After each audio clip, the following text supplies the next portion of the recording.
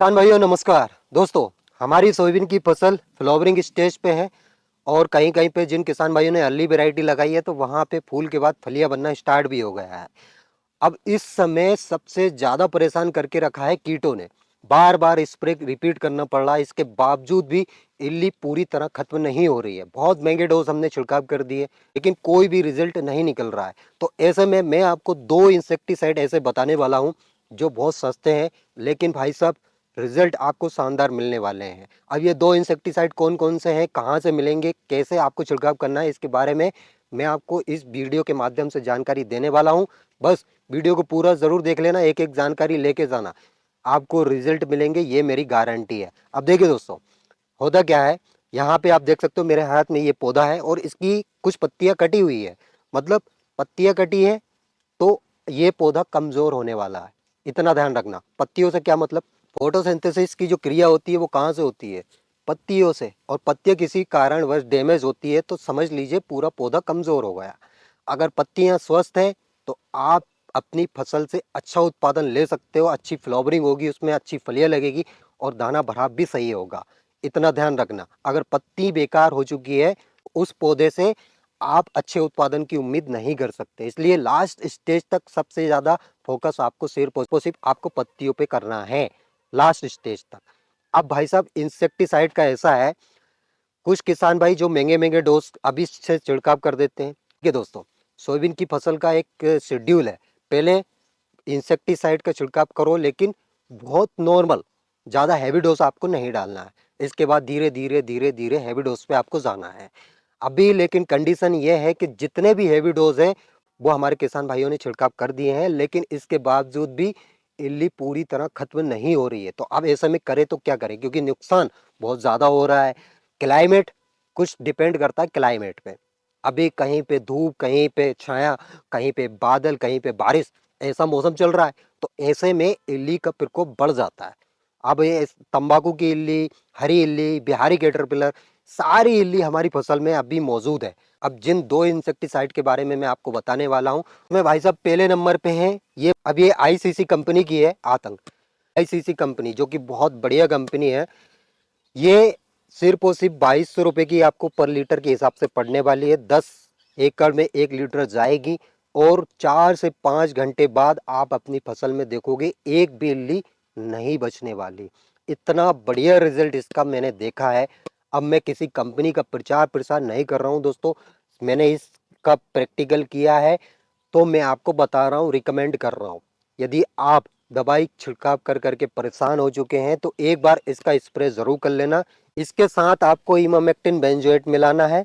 अब ये जरूरी नहीं है कि मेरे हाथ में नागा अर्जुन का है तो आपको नागा अर्जुन का ही लेना है। जो भी कंपनी आपके पास नियर वाइज अवेलेबल हो वो कंपनी आप चुन सकते हो। धानुका का ले सकते हो, श्रीराम का ले सकते हो, महिंद्रा का ले सकते हो, बीएसएफ का ले सकते हो, बायर का ले सकते हो।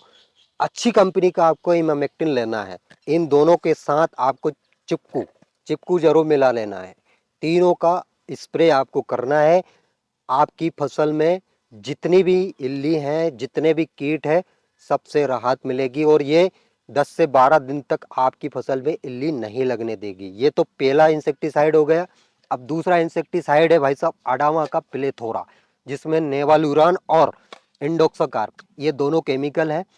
इसका रिजल्ट भी बहुत बढ़िया है।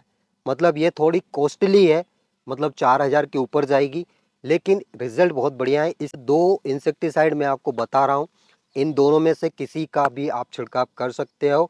और यदि आपकी फसल फ्लावरिंग के बाद फलियां बनना स्टार्ट हो गया है तो उसमें आप 05234 भी प्लस कर सकते हो। 05234 के साथ आप बोरॉन भी प्लस कर सकते हो और इनको आप इंसेक्टिसाइड के साथ प्लस करके छिड़काव कर सकते हो। मतलब मैं ये नहीं बोल रहा हूँ कि अलग अलग आपको छिड़काव करना है, दोनों का छिड़काव एक साथ कर सकते हो।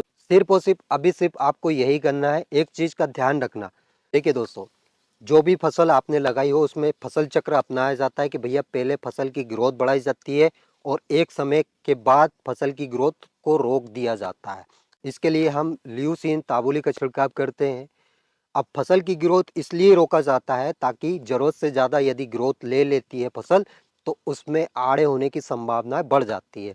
आड़े होने के दो तीन कारण हो सकते हैं। एक तो जरूरत से ज़्यादा यदि आपने नाइट्रोजन दी है उस कंडीशन में भी फसल हाइट तो ले लेती है लेकिन पौधा मजबूत नहीं बन पाता। मैंने हर एक वीडियो में बोला है कि भाई साहब सोयाबीन की फसल में नाइट्रोजन की बहुत कम ज़रूरत लगती है, तो आपको नाइट्रोजन बहुत लिमिट में देना है। मतलब 25 से 30 किलोग्राम नाइट्रोजन पर हेक्टेयर के हिसाब से सोयाबीन की फसल में दी जाती है। लेकिन हमारे किसान भाई यहाँ पे भी गलतियाँ कर देते हैं, पर बेग एकड़ यूरिया दे रहे हैं। तो ऐसा यदि आप करते हो तो आप लागत तो बढ़ा ही रहे हो, बाकी इसके नुकसान भी बहुत ज़्यादा आपको झेलना पड़ सकते हैं, है ना?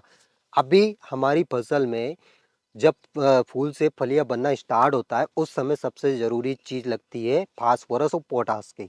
इसके लिए हम 05234 का छिड़काव करते हैं। और जब फलियों में दाना बनना स्टार्ट होता है उस स्टेज पे सबसे ज़रूरी चीज़ लगती है पोटास। तो उस समय हम 0050 का छिड़काव करते हैं। बस यही फंडा आपको अपनाना है, ज़्यादा लुटने पिटने की ज़रूरत नहीं है। महंगे महंगे आप टॉनिक का छिड़काव करते हो उसमें भी वही सब माइक्रो मैक्रो न्यूट्रिएंट्स रहते हैं, इसके अलावा और कुछ नहीं, जो आपकी फसल में ज़रूरत से ज़्यादा ग्रोथ तो दे देंगे लेकिन पौधे को मजबूत नहीं बना पाएंगे। पौधे को मजबूत बनाने का काम सिर्फ और सिर्फ फास्फोरस और पोटास करते हैं। तो आपको सही पोषक तत्व सही मात्रा में देना है यदि आपको एक अच्छा उत्पादन लेना है तो आई होप दोस्तों आपको मेरे द्वारा दी गई जानकारी समझ आई होगी, वीडियो पसंद आई होगी। वीडियो अगर अच्छी लगी हो तो एक लाइक ज़रूर कर दीजिएगा। और जो किसान भाई इस चैनल पे पहली बार आए हैं, अभी तक चैनल को सब्सक्राइब नहीं किया है, तो सबसे पहला काम चैनल को सब्सक्राइब कर लीजिए ताकि सोयाबीन से रिलेटेड जानकारी आपको समय समय पे तुरंत मिल सके। तो आज